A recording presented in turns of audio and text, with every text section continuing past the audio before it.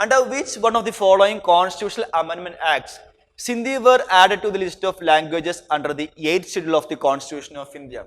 See, originally our 8th schedule, 8th schedule talks about the official languages recognized by our Constitution, and originally, that is when the Constitution came into being, it contains 14 languages.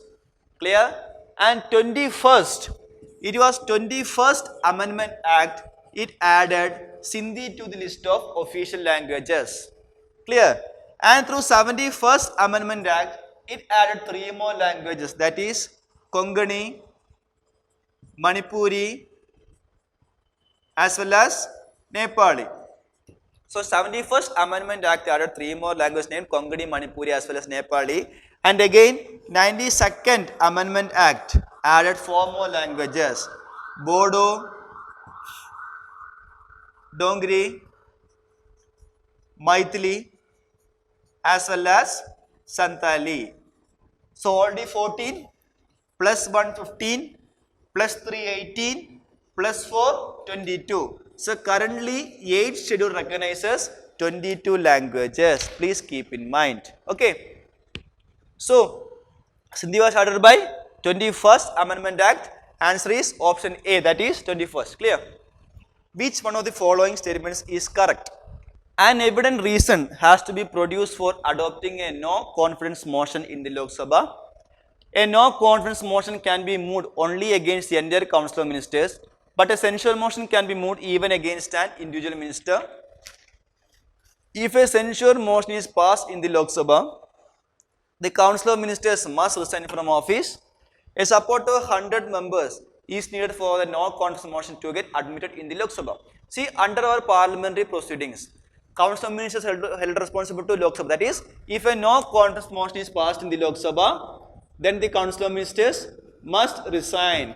And see, for the introduction of a no confidence motion, reasons need not be stated. It is not necessary to state the reasons for initiating a no confidence motion. But what is censure motion here? It is to make censure, it is to censure the government. But for to introduce a censure motion, reasons must be stated. I repeat once again, to introduce a censure motion, the reasons must be stated. But to introduce a no confidence motion, it is not necessary to state a reasons for its adoption. Clear? And again, no confidence motion can be introduced only against the entire Council of Ministers. But censure motion can be introduced even against a single minister or a group of ministers or entire Council of Ministers.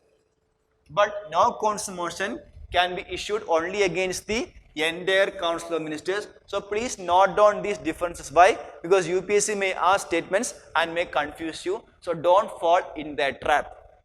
And again, if no confidence motion is passed, ministry must resign.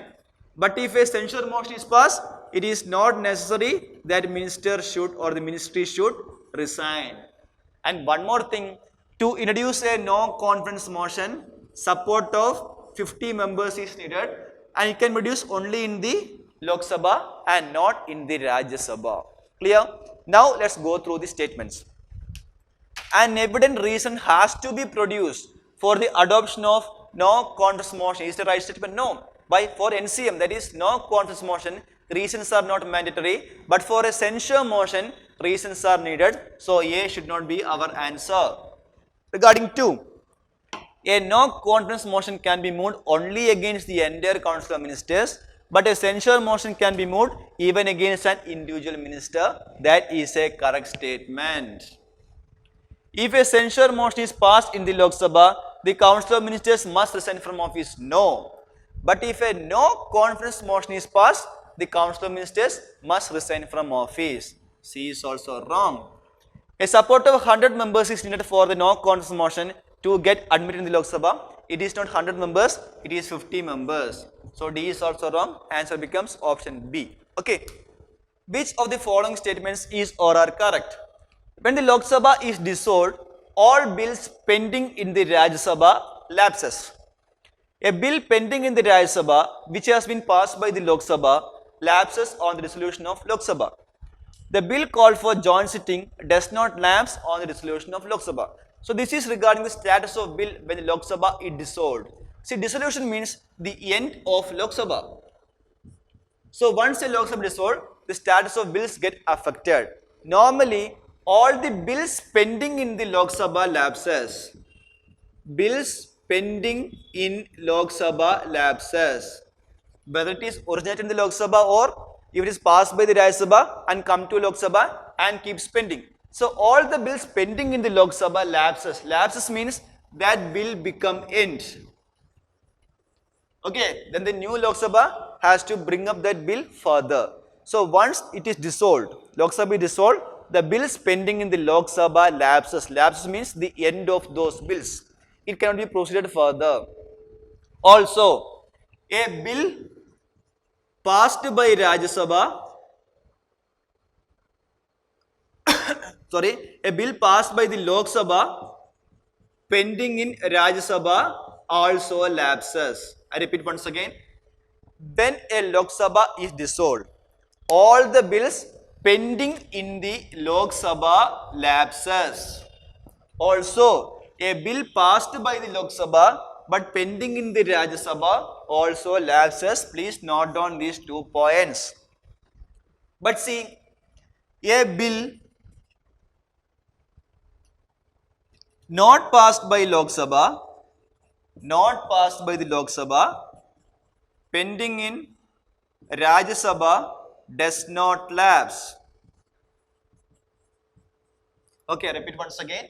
A bill not passed by the Lok Sabha but pending in the Rajya Sabha does not lapse. Similarly, a bill called for joint sitting does not lapse. Similarly, a bill is returned by the President also does not lapse on the resolution of Lok Sabha. Similarly, a bill is waiting for the presidential assent also does not lapse on the resolution of Lok Sabha. So these criteria you must thoroughly study. Why? Because based on this also UPSC can confuse you. I repeat once again, all the bills pending in the Lok Sabha lapses. Also, bill passed by the Lok Sabha pending in the Rajya Sabha also lapses. Please note that a bill associated with the Lok Sabha lapses. Clear? But there is a difference that a bill not passed by the Lok Sabha pending in the Rajya Sabha does not lapse. Also, bill called for joint sitting or bill is returned by the President or bill waiting for presidential assent also does not lapse on the resolution of Lok Sabha. Now move on to the first statement. When the Lok Sabha is dissolved, all the bills pending in the Rajya Sabha lapses. No, all the bills pending in the Lok Sabha only lapses. So one is a wrong statement. The bill pending in the Rajya Sabha which has been passed by the Lok Sabha lapses on the dissolution of Lok Sabha. That is a correct statement. That is, a bill pending in the Rajya Sabha which is passed by the Lok Sabha also lapses. 2 is a correct statement. A bill called for joint sitting does not lapse. That's also correct statement. So answer becomes 2 and 3. That is, option B should be our answer. Clear?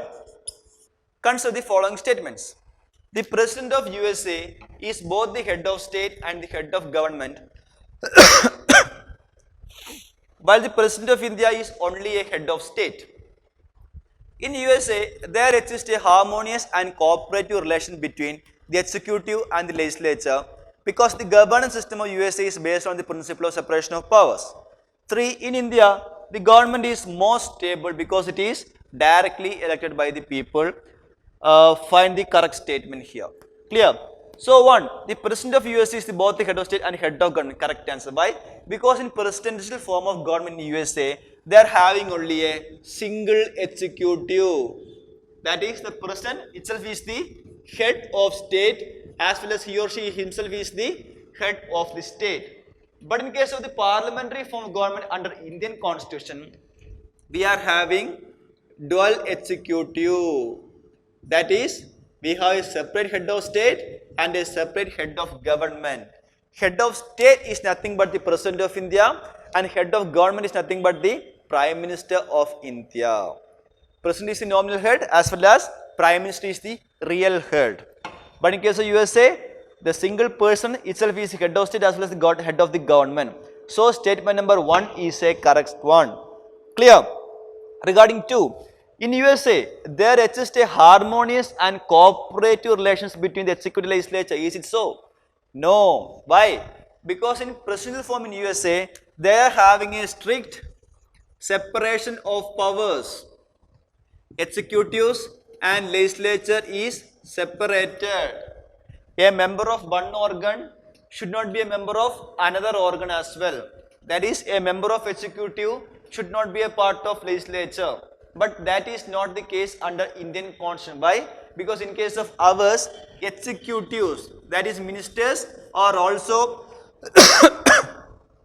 members of legislature. See, Prime Minister of India is an executive. He is also what? A member of parliament. The other council of ministers, they are executives. They are also part of either Lok Sabha or Rajya Sabha. This shows that in case of our parliamentary form of government, executives are also part of legislature. Here, in case of India, strict separation of powers does not exist. But in case of USA, where strict separation of power exists, a member of one organ cannot be a member of another organ. So, there does not have a harmonious and cooperative relation between executive and legislature. Why? Because they are being separated. But in case of our parliamentary form of government, since executives are also part of legislature, there exists a harmonious and cooperative relation. So, statement number 2 is wrong there. Clear? 3. In India, the government is more stable because it is directly elected by the government, by the people. So, see, if they are directly elected by the people, does it mean that they become stable? No. Because why? The government can be changed anytime. The government can be changed anytime even without conducting by-elections. See, majority can be turned anytime. So, even without a complete general election, the government can be changed depending upon the majorities. So, in case of our parliamentary system, the government is not stable. But in case of presidential form of USA, there the government is more stable. So, 3 is also a wrong statement. Answer becomes option A, that is 1 only. Next one, when the erstwhile state of Jammu and Kashmir was bifurcated into 2 separate union territories, which one of the following schedules of the constitution must have been amended? First schedule, third schedule, fifth schedule and ninth schedule. See, what is first schedule? It talks about the name and territorial jurisdiction. Name and territorial jurisdiction of states and UTs. So, if a state is bifurcated and if its territories are being altered and if a new UT is being created, it must be added where? Under the first schedule. Why? Because the names and territories of the UTs as the states comes under the first schedule. So, for that purpose, schedule 1 has to be amended. Clear?